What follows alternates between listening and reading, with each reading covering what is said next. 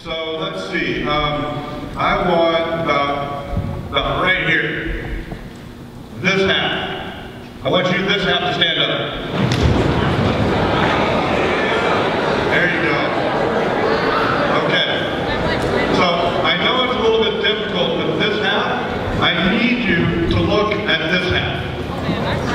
Okay? And this half, I need you to look at that half. And I need you to really look at each other. Okay, look at each other. Okay, you're doing good right there. Okay. Okay, go ahead and sit down.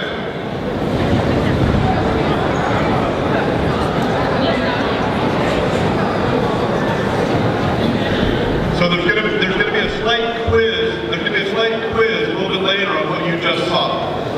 Okay? So I'm gonna talk to you today for about 20 minutes, 25 minutes on how to survive your own personal apocalypse. Okay? And I picked this theme because my son Tyler, who's now at the University of Oregon, is an incredible movie buff. He loves movies. In fact, he's studying film and journalism. And a movie that we watched on Netflix over the holidays was Zombieland. Anybody like Zombieland? Okay, good. So this entire presentation is kind of based on Zombieland. So bear with me on this.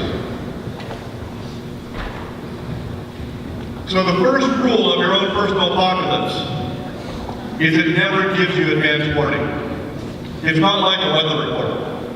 It doesn't say, hey, it's kind of nice, getting a little bit stormy, bam. It doesn't give you advance warning. Your personal apocalypse just shows up. It just shows up out of nowhere.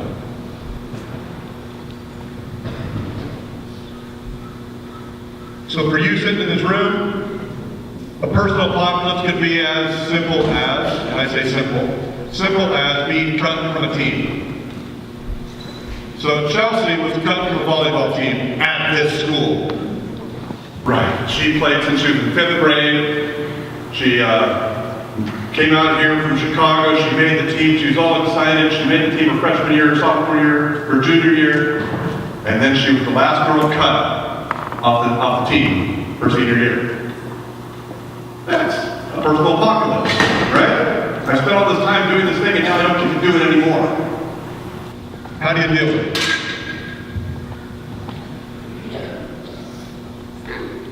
Getting a bad grade on a test can be a personal apocalypse. For some of you, it might be a celebration. Shouldn't be, but it could be. Okay? I get a bad score on a test. Oh no, I'm not going to pass the class. I'm not going to get into the college I want to go into. Oh no, what will my parents say? I've disappointed my teacher. All these things are running through your head. It becomes your personal apocalypse. The big one is relationships.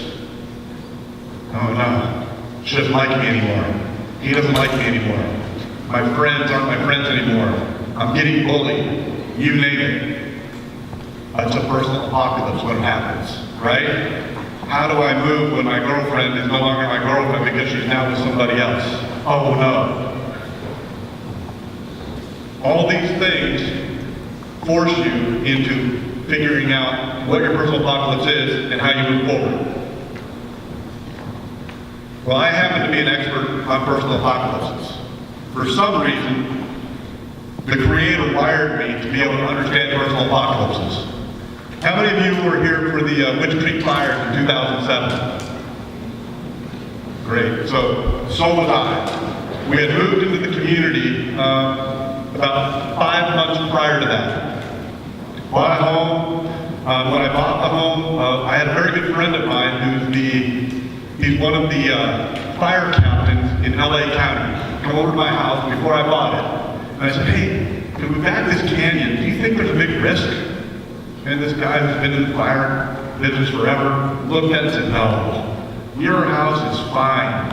There's no way your house would burn down. It would take the fire of a century to burn your house down. The morning before the Witch Creek fires, I'm sitting in my backyard and I can see these flickers way on the other side of Mount Wilson. I think, wow, man, too bad Mount Ramona looks bad. Glad I'm not there. And then by noon, the fires were on the top of the hill. And I'm thinking, wow, that's getting kind of close. I'm going to go pack up the things I think are important into my car. And how do you decide what's important to pack into your car when the fire's coming? Right? It's one of those strange things when you actually go and look at your car when you pack. Anyway, we packed the car up, and I took the car full of all my belongings that I thought were important and parked it down on the Carmel Valley area. By about 9 o'clock that night, the fire is now cresting over the mountain and it's blowing towards our house. It's like, okay, I'm not going to sleep tonight. I'm staying up in the backyard and I'm watching this. By 2 in the morning, I had packed my kids up, packed my wife up, and got out at 2:30 in the morning. I went over to a friend's house and we watched the scroll. And I watched my address come across the bottom. Half of our house burned down. That's a personal apocalypse, right? How do you deal with it? Well, good news, it's a house.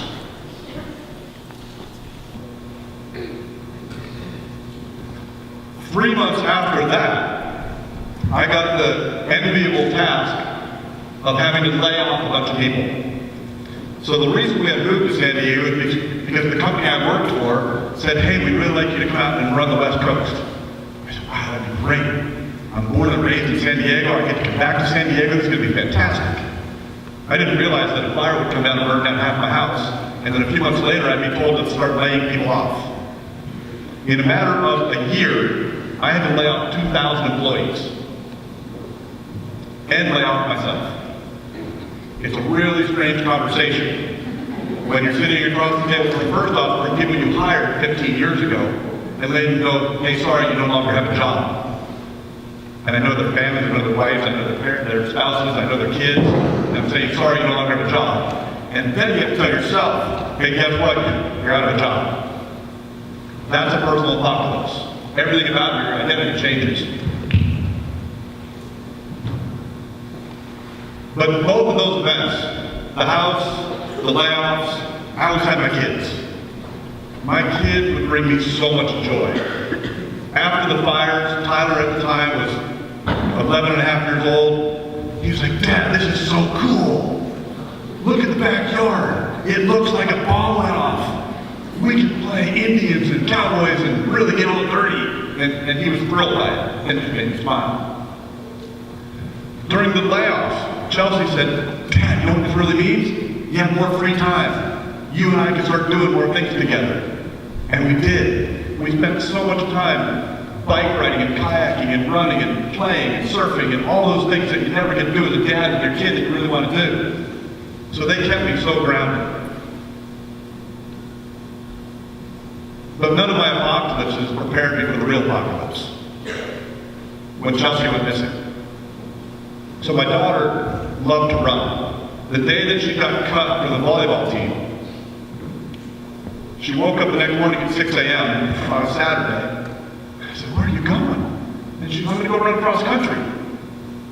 I said, really? I said, aren't you upset about volleyball? She goes, yeah, but I'm going to go run. It's good for me. She fell in love with cross country. She started running every day. She went for a run at 3 p.m.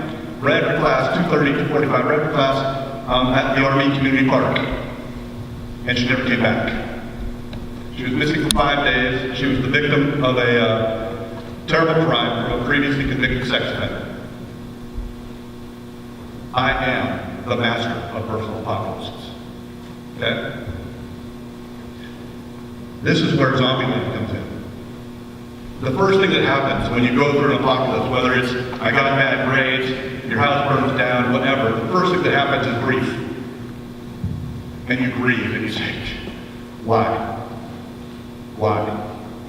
And that's a good thing. Grief is good. You cannot deny grief. Okay? Grief is okay. The second thing that happens is rage. You are so mad. Whether you're mad at the coach that cut you, whether you're mad at the teacher that asked these questions on the exam that didn't seem fair, whether in my case you're mad at the guy that did this to your daughter, you're mad. Okay, you have such rage in you, depending on what that apocalypse is, that you have to figure out what you're going to do.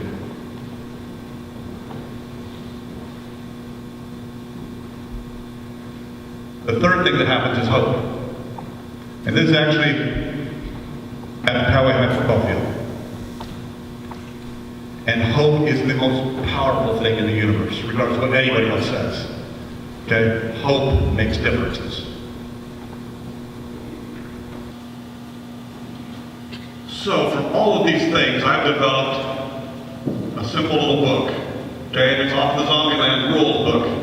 And it's keep calm and survive your personal apocalypse. So what's rule number 1 in Zombieland? Cardio, right? Cardio.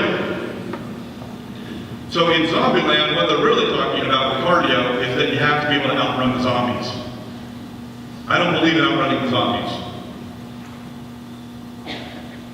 What I believe in is movement. You have to move. So when grief grabs you, when that boyfriend breaks up with you, when things happen, all you want to do is lay in bed and feel sorry for yourself. You gotta move. Force yourself to get up. It's the hardest thing to do. But once you move, things start changing. Rule number 2, buckle up. What I mean by this is that it's not an easy ride handling your personal apocalypse. It's painful. Okay, there's going to be bumps. All of us are in a personal apocalypse at some point in time. There's going to be bumps. If you're wearing a seatbelt, it's a little easier. Okay, it's going to be bumpy. Rule number 3, travel light. And what I mean by traveling light is if you're carrying rage and you're carrying anger, it's going to weigh you down and you're not going to be able to move. You will not be able to move. If you want to get through your apocalypse and all you can do is place blame and get angry, you're stuck. It weighs so much you will not be able to move. Rule number 4, the buddy system. Okay? In going through your personal apocalypse, you have to rely on your buddy system. So the reason that I had you guys stand up, and the reason I had you guys look at them, is each of you are buddies, believe it or not. Your buddy system is your family, sometimes. Your buddy system is your friends, sometimes. Your buddy system is your community, all the time. What I saw happen to my daughter and how the community responded was unbelievable. To have 4,000 people come out and search for Chelsea 5 days in a row in the rain. But that's a buddy system. Why did people come out? Because we care about each other. So if you're going through a personal apocalypse, you have to let people know that you're going through a personal apocalypse. You have to let them care about you. Okay? And they will. Unless they're riding in your backseat. Okay? And what I mean by the backseat, always check your backseat. So, the backseat's kind of funny. What do you have in the backseat? You have a backseat driver. Somebody that's going to tell you how you should be doing something. This is your personal apocalypse. You're behind the wheel. You're driving the car. Okay? You're in charge of the car. The backseat driver doesn't need to tell you to turn left or turn right, because they don't know where you're going. This is your car. Second thing, there's so many times that people just jump into the back seat because they just are along for the ride.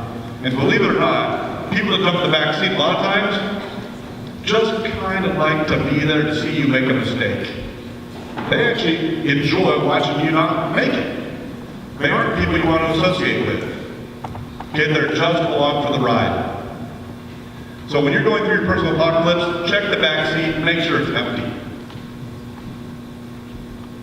Rule number 6, limber up. This one actually cracks me up. So, after we went through the fires, after we went through laying people off, I had yet not figured out how to go through these apocalypses, but when it happened to my daughter, everything became really clear. And I realized that I needed to change the way I was and the way I viewed things. And the only way you can do that is by keeping a really limber mind, by saying I'm going to try new things. So when an apocalypse hits, you get to reinvent yourself. And so, believe it or not, I said, I'm going to try yoga. I am not built for yoga. I can barely touch my toes on a good day. So I tried it, and I tried it because it forced me to think differently. I then tried Sudoku puzzles. Now, anybody that knows me knows I can't do math for any reason. I don't like math. My daughter inherited my skills at math, okay? She was really good at spelling the word algorithm, but she had no idea what it meant. And so I started doing Sudoku puzzles to make my brain think differently and see how I could learn. And it freed up space so I could think differently. So the more limber you allow yourself to become, the more you can reinvent who you are. But my favorite rule, and I created this rule, this one's not in Zombieland. My favorite rule is rule number 7. Open your eyes. Life is beautiful. So Tyler would be very upset if I shared this story, but I'm going to share it anyways because I'm allowed to. I'm his dad. Okay. Tyler, when all this happened to Chelsea, they were best of friends, and he just didn't know how to process anything of it. He was at the time 12 and a half, 13 years old. And so he asked if we could move out of San Diego, because he just couldn't stand being here where it happened. So we moved to Chicago, back to where he went to kindergarten in first grade. And he fell into the deepest, darkest depression that you could ever imagine a kid falling into. And as a parent, it just breaks your heart. And you want to do everything you can to help him through this.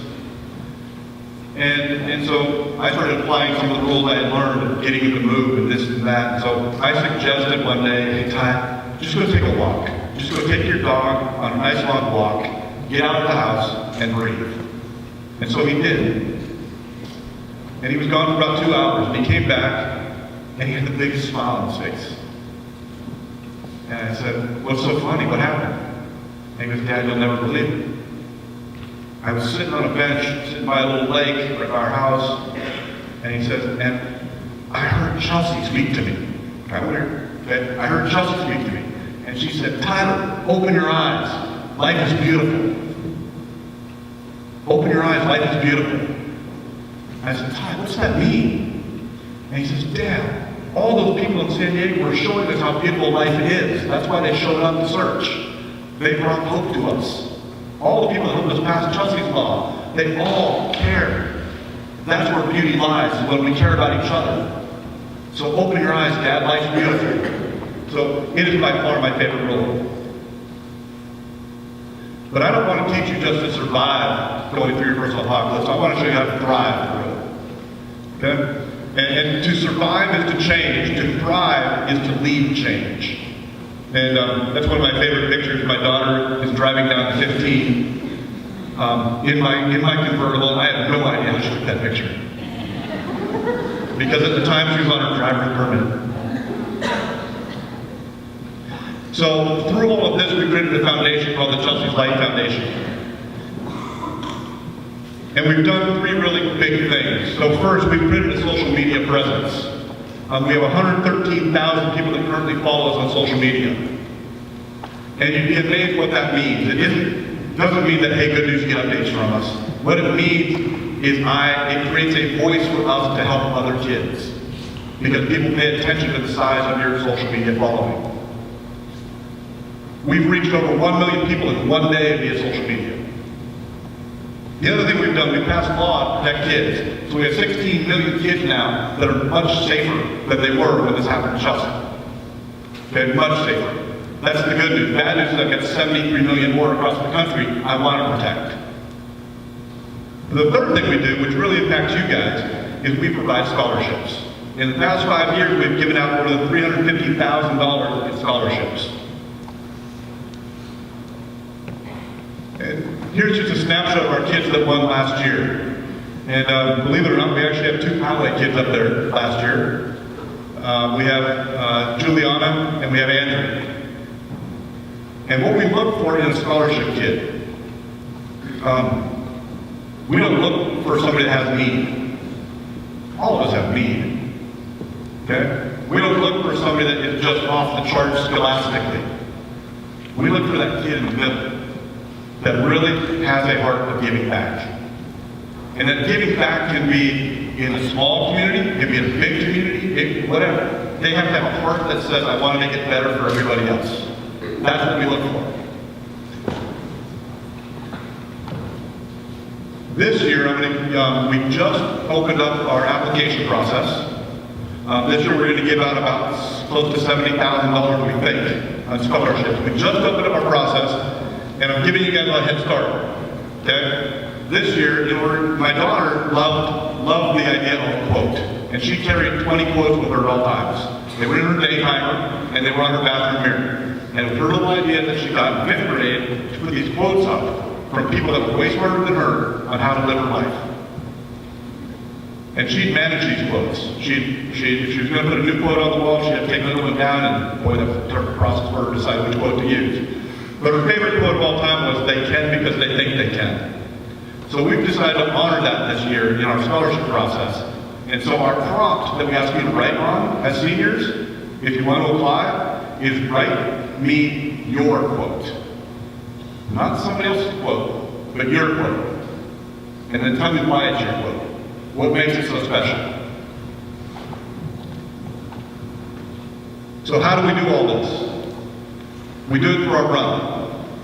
Okay? Our run started because 5 guys decided to get involved and engaged in making a difference. When this happened in Chelsea, it happened in RV Community Park. And these 5 guys that we never ever met said this shouldn't happen. Let's take the park back. Let's make it our park. And so they hosted a run, and they called it Finish Chelsea's Run. And they thought 300 people would show up. And about 3,000 showed up. So we said, wow, that's engagement. How do we take that and make it bigger? So last year was our 5th year hosting the run. We hosted about Old Park early on a Saturday morning. We had over 8,000 people there last year. And this year we're on target for over 10,000. All the money we raise helps us do the things we do and helps us provide scholarships.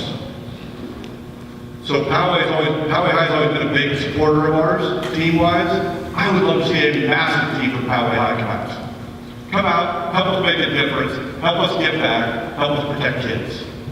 Okay? Thank you guys so much for your attention.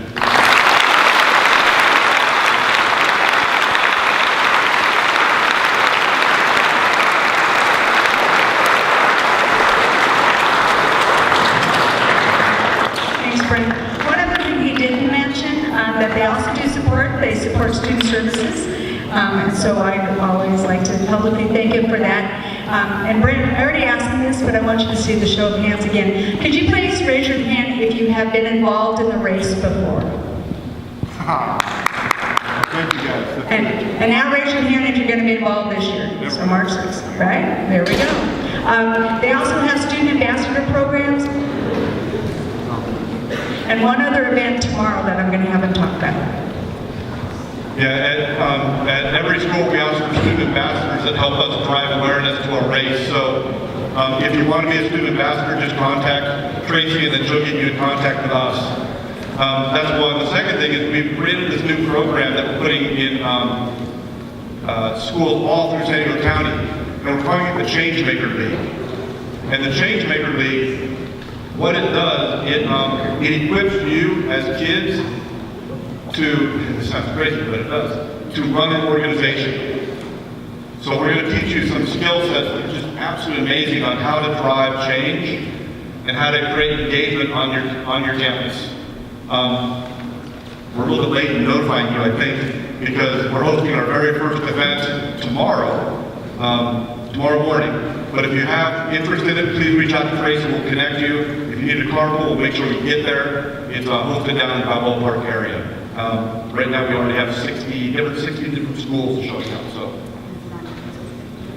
it's not on Facebook. It's through Chelsea's Light, through you, back to Joanne. Okay. Thank you, guys.